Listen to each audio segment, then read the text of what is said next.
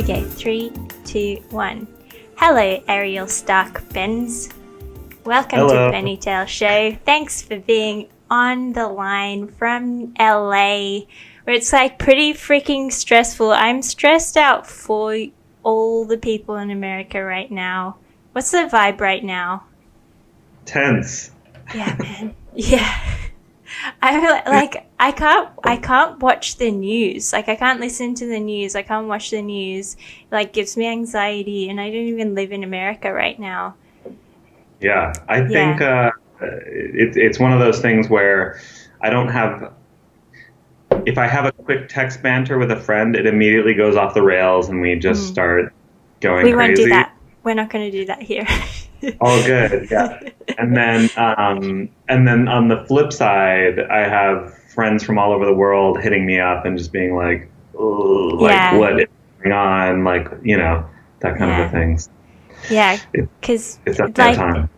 the LA, because, okay, before I just start talking about LA, for folks listening, Ariel, you have a beautiful company called Mr. Green Lifestyle Store. I really like the name. It sounds very Japanese. Um, we'll talk about Japan in a little bit.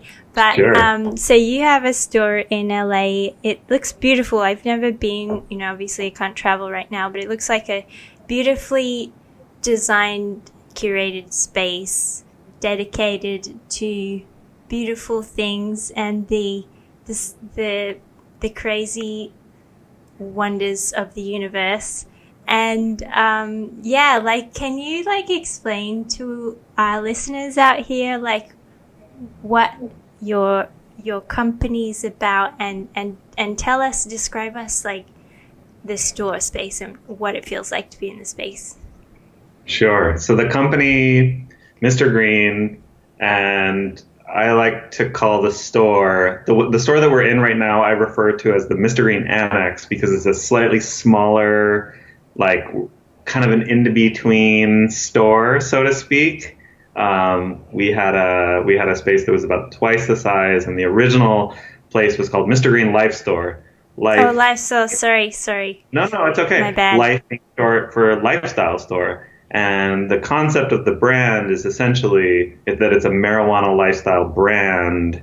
And the idea was there was what I saw, kind of a significant gap between, you could say, subtlety or minimalism in design when it came to drug paraphernalia and any kind of cross-referential iconography having to do with weed, essentially. Right. Um, Because it's and really like taboo. Like, I mean, I guess there's like a huge taboo around weed in most I think cultures. that, yeah, for sure. I think that it's definitely associated as being a sort of taboo culture, even in this day and age where I think we're up to 15 states where there's some kind of a recreational or adult use um, allowance, so to speak, when it comes to weed. So it really is, from my perspective, pretty obviously legal thing to do. I certainly ride the coattails of all the danger and how would you say that all the things that make it taboo, so to speak, as much as I can. Nice. But at this point, I would say most of my contemporaries generally agree that it's the only for the people who find it taboo at this point are either not living in America or Canada or parts of Europe, and thus generally agree that it's a pretty mellow thing that really never deserved to have that bad of a reputation in the first place. Yeah, man. Um, yeah, I want to talk about Japan for a bit because I was reading up. Like you kind of started like brainstorming about starting the company while you were living in Japan. Is that right? So the real brainstorming, like from the very, very beginning, happened in New York, Mm-hmm. actually. So I would say that the really, really early stage thoughts, so to speak, were in New York, but the big time sort of like, how would you say, the dreaming and the actual like cultivation, if I can use a word like that, really did happen while I was living in Tokyo for a short time in between living in New York and now in Los Angeles. Yeah, So, right. It's so nice to like, when you're traveling, just think about ideas you've been thinking about at home in a new context. It gives you so much like new insight into the same thing. So I bet like being in Tokyo would have been like quite influential at the same time. I would say that in terms of that specifically, Tokyo would be maybe the best place on earth to do it. I mean, retail there is like, it's funny because when you're there, you kind of accept the normalcy is a bar that's way higher compared with everywhere else in the world, but it's one of those things where just like anything, you become jaded and you see the monotony throughout other things, or like or the through lines throughout a lot of different stores that, a lot of places from afar really see and really admire and that kind of a thing. And For sure. rightly so, of course. But it's just funny being there and literally going almost into any place and it being singularly special and one of a kind, almost to a point where it's like the details are so good and generous that you're spoiled. That's like the best way to put it. That is that you're just spoiled by beauty and by thoughtfulness and design and high quality. I guess it's like the main thing. So Absolutely. it's great. I feel Yeah. I feel like the richness of like retail in Japan is also just how goddamn niche you can get and be able to survive. And you can open a bar with like 2 seats and just play some really like obscure, I don't know, reggae or whatever, and just like be able to do that. But apparently, like, that's a lifestyle choice too. It's not for everybody. Sure. Yeah. But that's what I loved about being in Japan, especially during this time, was like, no matter how obscure or niche or whatever, like you want to go in Japan, it's all there. But you know what wasn't there when I was there? Tell me. A well-designed head shop or a lifestyle store that really put an emphasis on the sort of, how would you say, foundational, I don't know. I mean, it's so taboo. It's so taboo in Japan.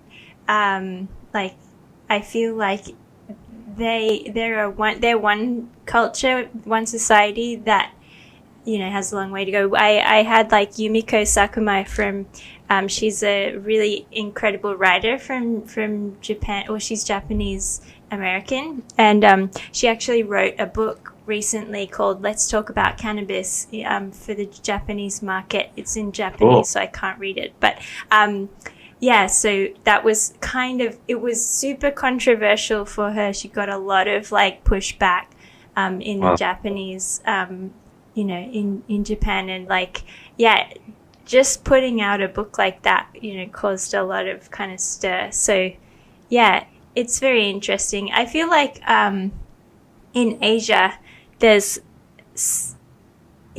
right now, actually most countries are looking at Thailand right now in terms of the hemp culture, like the industrial hemp and cannabis industries. I feel like Thailand's really pushing that industry forward, and many countries like Japan are kind of watching to see how that goes. So fingers crossed that that pushes forward something interesting. But actually, I think it's going to be a windfall, honestly. Yeah, totally. And just really fast, the author that you're talking about, what is her name out of curiosity? And is she on Twitter and very regular? Yes, dude. I follow her then. Yeah. Yumiko Sakuma. shout out to you, Yumi. Yeah, definitely whoever's listening, follow her, keep an eye on her, like what she puts out. She puts out things in English and in Japanese, but she's got the smarts. She's got, she's always doing interesting things. In terms of design, I want to talk about design with you because I feel like you're very design focused. I feel like, I want to know, like, okay, what is your kind of creative background? How did you get to that point? And like, what is your kind of design process when you're designing collections and stuff? So I would just say in general, I've always experimented with art and design since I was a kid. And so that was just part of kind of my life, forever. And wherever I was at any point in my life, I was just making things, and they were always, sort of generally informed by whatever I was interested in. And then I would create like a thing that sort of echoed that, basically, whether it was like when I was really little, I was really into making zines all the time. Of course, nice. I didn't call them zines. I called them books, and they would usually. Rightfully so. It was usually just the cover that I would design, and then the inside would be blank, or nice. I'd get some of the more filled out ones were usually maybe 3 to 4 pages deep, but another 7 or 8 blank ones on the back, so they're pretty conceptual, as you can see. Yeah. There goes Pina. Hey, Pina. Just looking out for the team. Yep. So then, later in my life, actually, like into high school and then early college, I was a long distance runner. And so I had a very clear dream of designing running shoes for Nike, for example.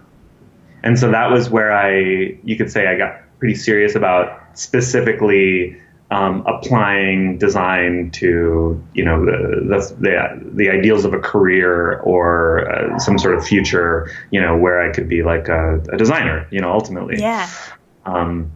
But to tell you the truth, it was a long road kind of getting there. And I played for a really long time, more with the idea of actually, I never stepped into the professionalism aspect. I was honestly too afraid, and I always felt like I just wasn't good enough, was like the main thing. And so I held back because, like anybody, fear just holds people back naturally. And but fortunately, I kind of got over that when I basically, sort of long story short is one of this person who I became best friends with, who found me through a T-shirt company that I used to make called Gentleman's Bed back in the day. Nice. He was like one of the 5 people that bought a T-shirt from me, and he wanted to collaborate with me on some stuff, and he had a design studio, and in the end, we ended up making a design studio together, and I officially kind of entered that world as a quote unquote working designer. We decided pretty quickly that the partnership wasn't ideal, so to speak. Partnerships are hard. They're so hard. They are hard. Yeah. It was a good learning experience, but what it did do for me in that first year was just allowed me to basically, step in fully into myself as a designer and to be accountable for, work that was supposed to, work in the real world, so to speak, and I made it. Like a lot of the work still exists, and it's like out there, and it's out in the universe, like kind of forever. Yeah. In perpetual floatingness. I always like to tell people that this is obviously like something that should be off the record, but just for fun. But why not put it on the internet? Well, I won't put any I won't put any names Okay, to it. good. But there was a job that we did that was it sounded really interesting to me, and my partner was a little lukewarm on it. But ultimately, it was through a close contact of both of ours, and we decided to take it on. It didn't pay very well, but he had offered some equity, in place of pay, like in the first place, and even though it was not very much cash, my partner was like, nah, like we're just taking the cash. Like there's no way we're going to take the equity. That company, last I checked, was valued at somewhere like 900 million or something like that Damn. after being in business, no joke, for like 4 years or something. Damn. And it's funny. That was like we always like sort of competed.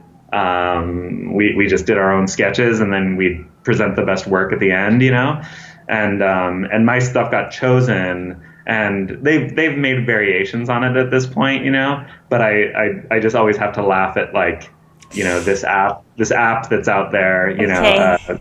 being worth a lot of money, and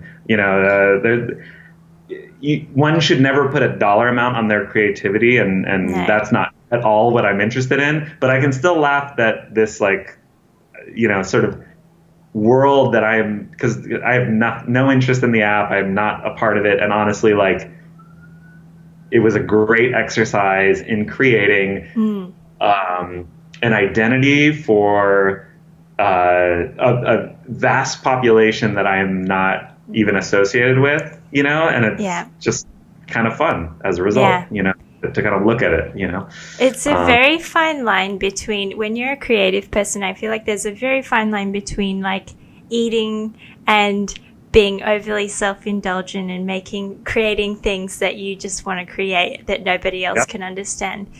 I fall into the second category more than the first, but I think the truth is like you always have to look at it, what's your purposes, at our at that point, for me, so much of it was just learning and understanding how to even put a value on what my creativity was worth, so to speak. And I had worked for agencies in the past, but I was never a creative. I was always like a ideas person, or like brand, like kind of brand marketing, but this was a situation where I was actually just fundamentally like pen to paper, so to speak, and actually making the visual aspect, and the truth is, again, it's like you're either doing it basically for yourself, or you're doing it for somebody else, and that somebody else is hypothetically paying you, like a reasonable amount of money. But those are always like that. Even in my work now, I have designs that I'm like, am I doing, is this really me, or is this something that I just know the kind of like general public will enjoy, Yeah. And fortunately, I usually come around to it later on, like, oh, I'm like that's nice and classic, and of course people are going to like this thing, and I end up liking it too, so I don't have like residual regrets, or we're not talking about like working with McDonald's or something like that. I'm not like approaching some sort of like sellout situation. And your customers already understand your universe as well, which is another point, For sure. Yeah. But there is a distinction, and it's all mostly up in my head. Not even the people that work with me know it, but it's like there is a lot of stuff that I just let go because I know it will do well, and ultimately it's a net positive for the brand. Yeah. But it's like it's just a classic situation where it's like, if you're a guitar player and you just are jamming solos all the time, people are going to find that really fucking annoying. Yeah. Totally, man.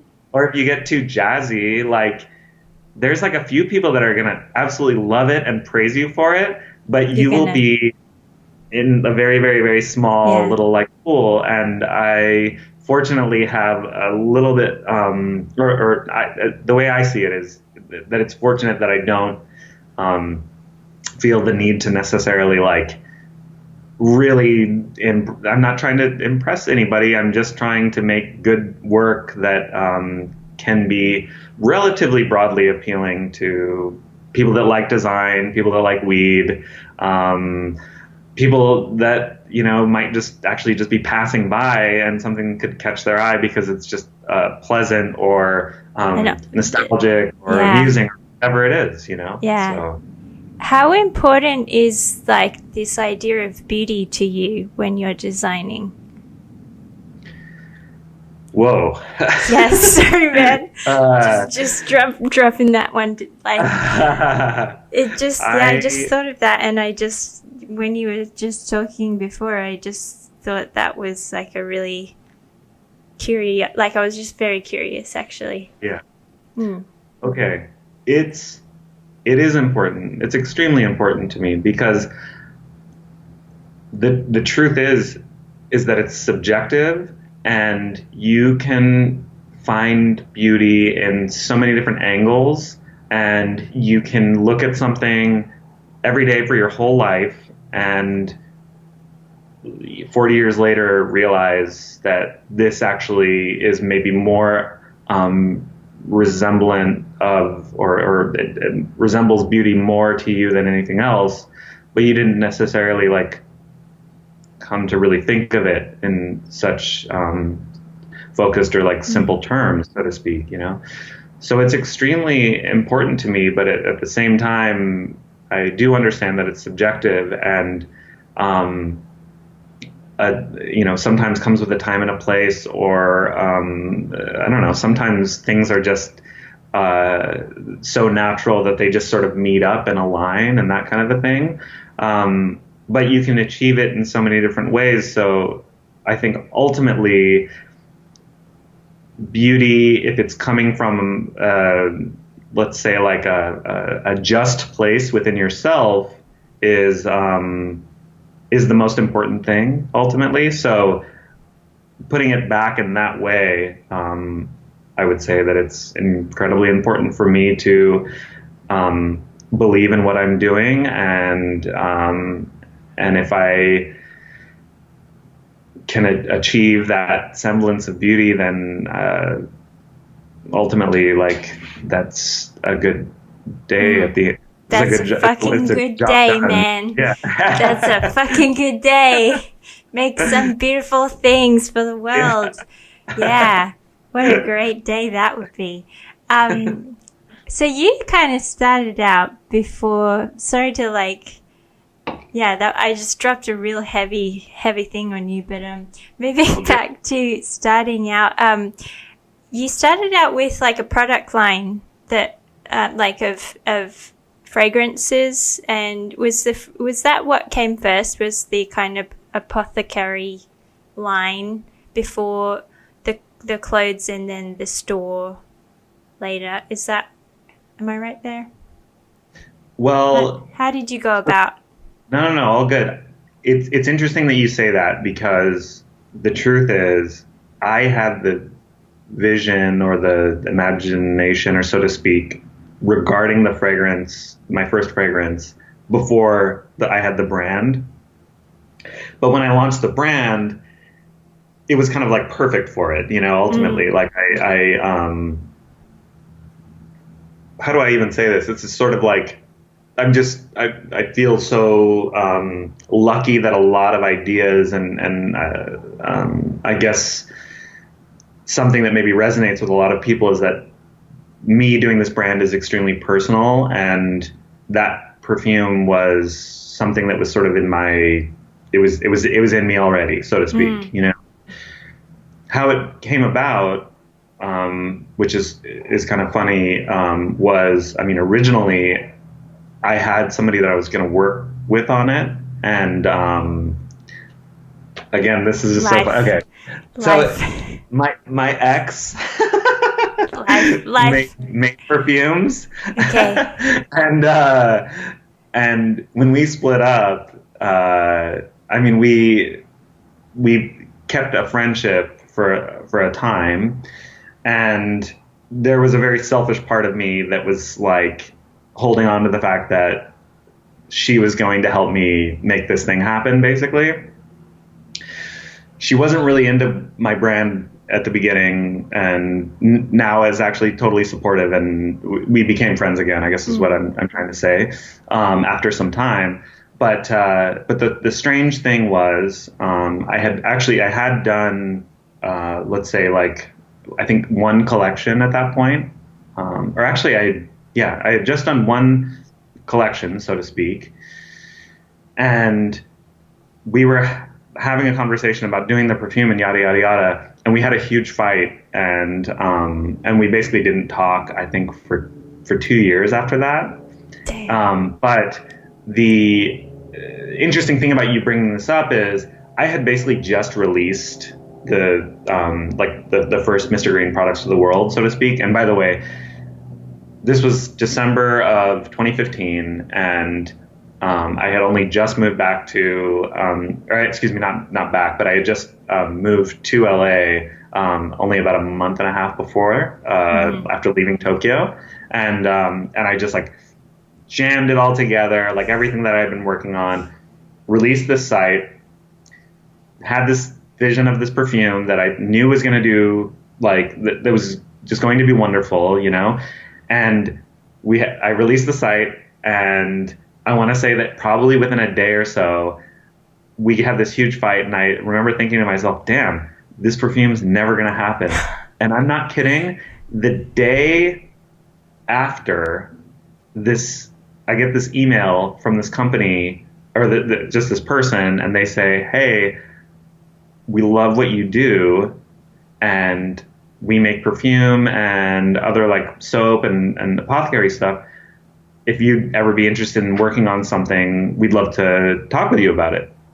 This was the day after, and this is probably within a week of my brand existing. Yeah, like it was like so universe, weird. Yeah, aligning. Because I was like, how did you even hear about the brand in the first place? You know, it was only friends at that point. You know, we may have had. We may have been on like some kind of, you know, press site or something like that, but it like totally blew my mind that it happened. Yeah. So we after that initial discussion, I believe we launched the perfume is called Hippie Shit, and it's basically what I envisioned was this smell of burnt Palo Santo somehow transferring its way into perfume form, so to speak. So notes of wood, notes of smoke, a little bit of sweetness, like that kind of a thing. The other things that would make it be called Hippie Shit in the first place, which, by the way, is an ode to my parents. So sweet. Tell us about them. Well, obviously, you know, there's a certain, you know, obvious like a hippie tie-in, so to speak. But all of the things that sort of connote this idea of what like a hippie smell would smell like, mixed in with all the things that I sort of love and would want to experience in a perfume as well, you know, is the result of the perfume at the end, you know. So wow, I how really poetic. Like you know. Thanks, Mum and Dad. But like the hippie shit thing, just calling things hippie shit, I just remember so many clear memories in my head. My family is like, we are, for lack of a more precise term, hoarders, collectors. I don't know how you want to describe it. I call it collecting. Sure. Okay. Yeah. But we collect everything. It's a sickness that you're born with. Yes, indeed. Part of the reason why I started this shop was just to get rid of some of my shit. You know? But the point is we just had a lot of hippie ephemera, a lot of knickknacks. Beautiful. Around the house, you know. Beautiful. And I remember most of my life thinking very clearly that the best way to label that stuff was hippie shit. That's really interesting to me because that like is that why your aesthetic is so clean and minimalist because you grew up with hoarder parents? I have I like mean, a I've never heard of anybody, going against how they were raised. yeah, no, like I'm the exact opposite of you. My parents, like, my house was always so disinfected and white and clean Yeah. that I turned into a hoarder. Yeah. So, there's definitely something in there for sure. Yeah, that was our lifestyle, was for sure. I mean, aspects of it, I'm sure you've definitely held on to. Yeah, for sure. It's you can't help it. It's just in you. That's all you I mean, know. I'm looking at the background. Yeah. It seems much more orderly than what I've got going on. Oh, On really? this table. Wow. Do you want me to show you the table? Hi. Yeah, show me, show me. So are we in, tell me where we are right now. So this is your design table. Yeah. Some This people are is just listening right now. So yeah. we just looked at this beautiful glass round table. Yeah, which I inherited when I moved into this place, and honestly, it fits perfectly in this room. And it's not my top choice of table, but I will say that it's not bad in terms of a Good. working table. Nice. And it fits this room really nicely. So I'm in my studio in Silver Lake, and it's actually the lower level of my house. And basically, when the pandemic hit, it was my wife and I lived in a pretty decent spot, but the difference was mainly we were on a busy street, and she got a job working as a night nurse, actually. So she's working towards being like a full-time midwife, actually. Wow. And so she's a labor and delivery night nurse, and So she's like on call. exactly. Yeah. Wow. Yeah. So we needed a place basically that she could sleep during the day, and unfortunately, our house, being beautifully situated among right next to, or sort of in front of a bustling thoroughfare, wasn't quite the adequate amount of peace, so to speak. Peace. Yeah, right. So we were looking for a little while, and we ended up finding this place, and it was way out of our budget, except that I really needed a studio. I had been without one pretty much this whole year and working a lot from home, which was also not great with the lack of peace. And so the way that I could see it working essentially was I maybe put a little bit of a studio budget into the place, and hopefully sell a few more t-shirts this year. Yeah. And make it happen, That's a good segue actually into what business is like this year, but I can totally relate to that. My studio is also in my place, and I kind of budgeted. I went for like a much bigger place than one person needs, but I budgeted for like sharing that half for the business. So it works out pretty sweet if you can sell enough t-shirts. Yeah. But like, tell us, like, okay, what has business been like for you? You do a wholesale business and a retail business. Yep. What has this year been like for you? Especially having a shop in LA, and I guess the fashion industry has taken a huge hit this year. But I feel like the coronavirus really just like was a catalyst for like a lot of cracks in the pavement that was bound to crumble. Tell me about what this year's been like for you. Well, it's interesting that you say that. For us, definitely been like a perspective builder, so to speak. And usually, yeah, I mean, you're right. Like the things that don't necessarily, let's say, like need to be there tend to kind of like get minimized as a result of focusing on what seems to be more important. However, there's plenty of really, really sad, sort of instances of, I mean, restaurant, like eating out, for example, is a luxury that everybody enjoys. It's totally heartbreaking to see how decimated the restaurant industry has kind of what's happened essentially is, most, I forget what the figure is, but it's like 80% of restaurants in Manhattan have closed and won't reopen, something like that. And I want to say the figure is pretty close in LA as well.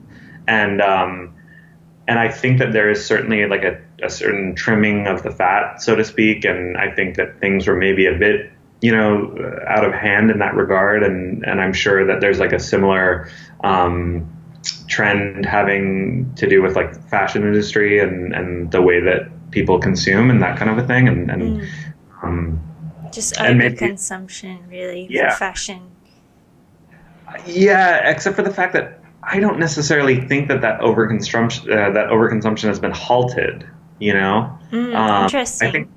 I think that the appetite, in a lot of ways, has shifted, and I can only speak for our, the sort of, ourselves as a case study because I just see it and I live it. Yeah. Number one, it doesn't really make sense to have a retail store open at the moment, and we are actively kind of reconciling what that is going to look like for us, because I have always absolutely loved having brick and mortar, and I think it's kind of a crucial part of the cultural fabric to most cities is having physical shops. It's a community. You're building a physical community that you cannot possibly do on the internet, for sure. Yep. Yeah. Absolutely. It's that tactile, face-to-face, that real, that feeling that you get that you can't get from, internet, for sure. So while I know for sure we are never going to abandon the brick and mortar approach, so to speak, I'm definitely more and more inching toward figuring out how we can compromise or maybe even take a little bit of a hiatus from the brick and mortar thing in a traditional sense. And I'm trying to get smart about like what that actually means, I don't know if I necessarily need to like do the like Mr. Green like hippie school bus, that drives around to the whatever the like sort of lots or something like that of the world, but I definitely want to think of an interesting way that we can present ourselves in a more non-traditional setting. There's some real room to be real creative about that.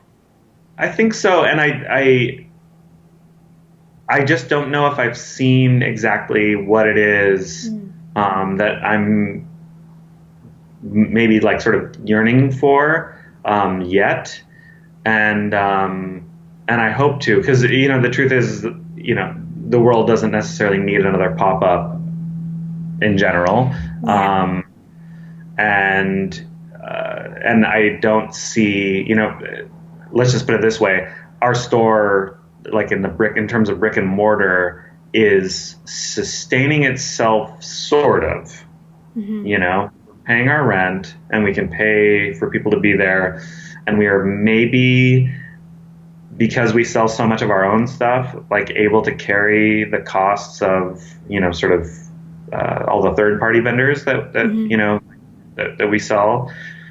But it's definitely like not there's, we're kind of doing it for the love, so to speak, and so I'm trying to wrap my head around what a more, let's just say, like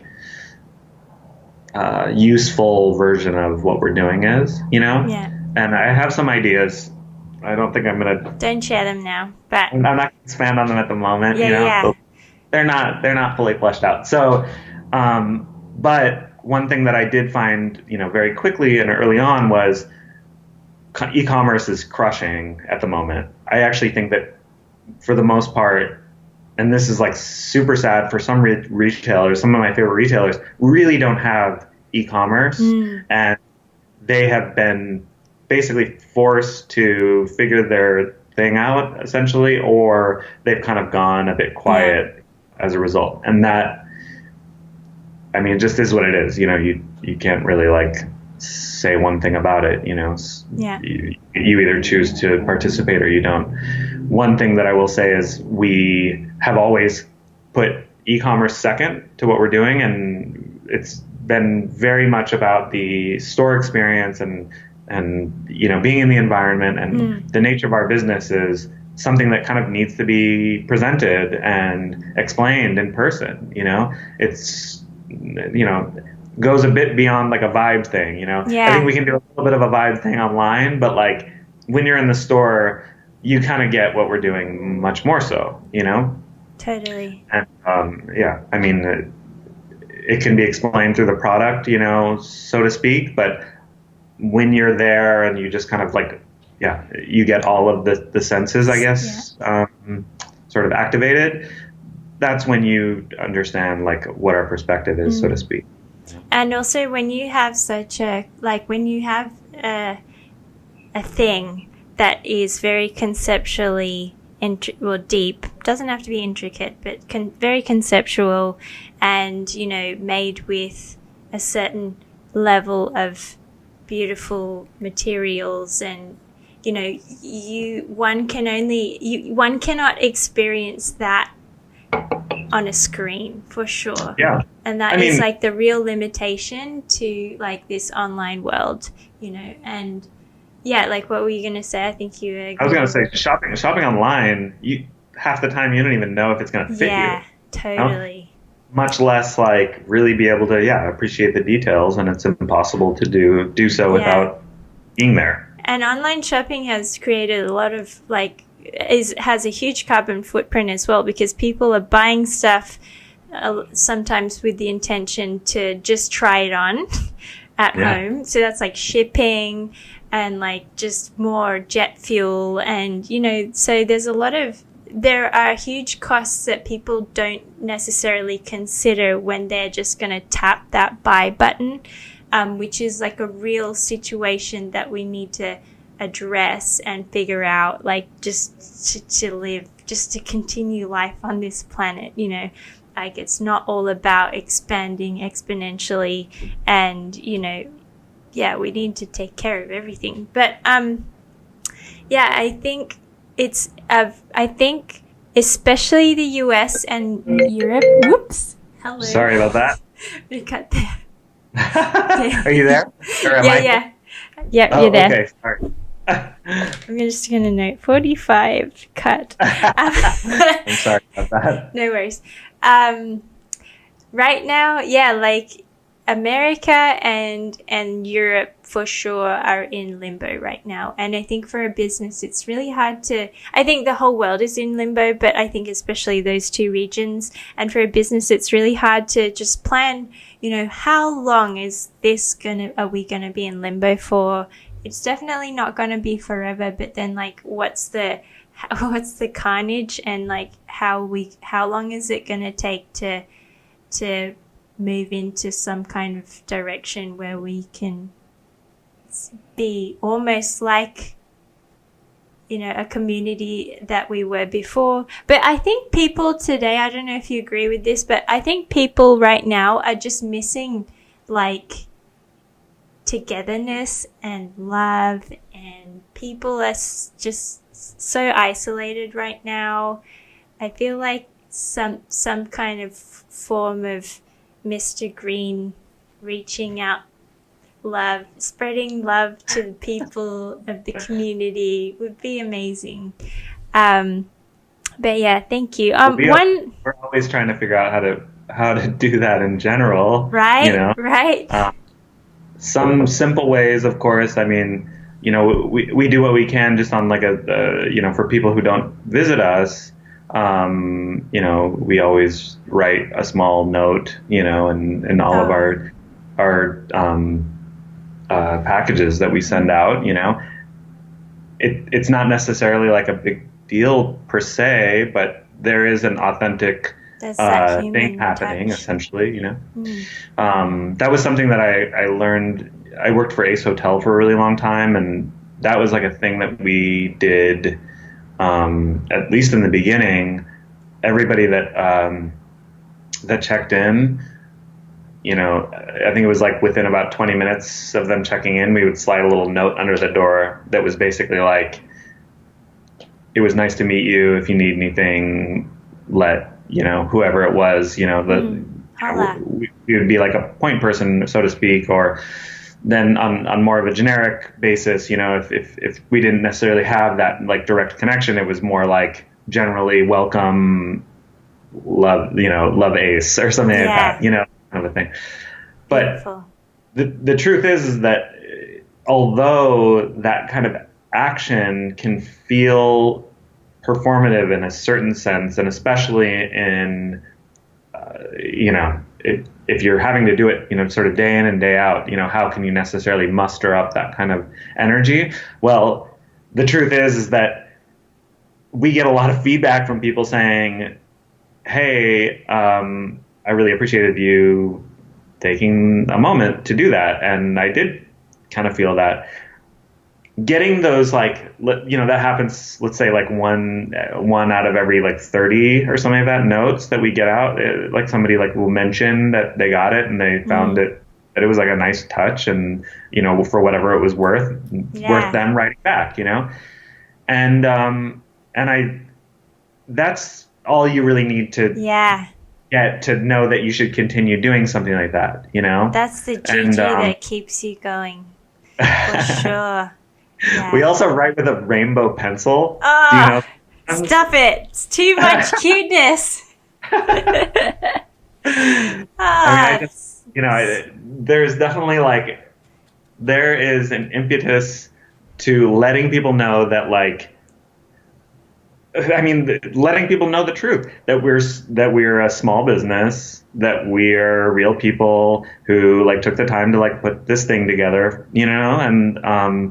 and the truth is like, we're not pumping shit out and we're not rich. We're just doing, trying to essentially, like create something that's personal and, heartfelt, and hopefully like something, sustainable, both for the world, for ourselves, for our customers, in every sense that can mean, ultimately. So cultivating goodness and happiness from yourself to everybody else. Yeah. Beautiful. Well, Ariel, that was beautiful. Thank you so much for that chat. Seriously, it was really nice. For people who want to check out Mr. Green, how can they do that? Tell us all. You can go to our site. It's inverted in very classic weed way. In a classic weed way. The website is www.green-mister, and that's spelled out mister.com. Beautiful.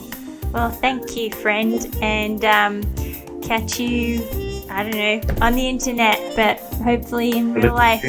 Bye, everybody. Yeah. Bye. Thank you, Lauren. Thank you.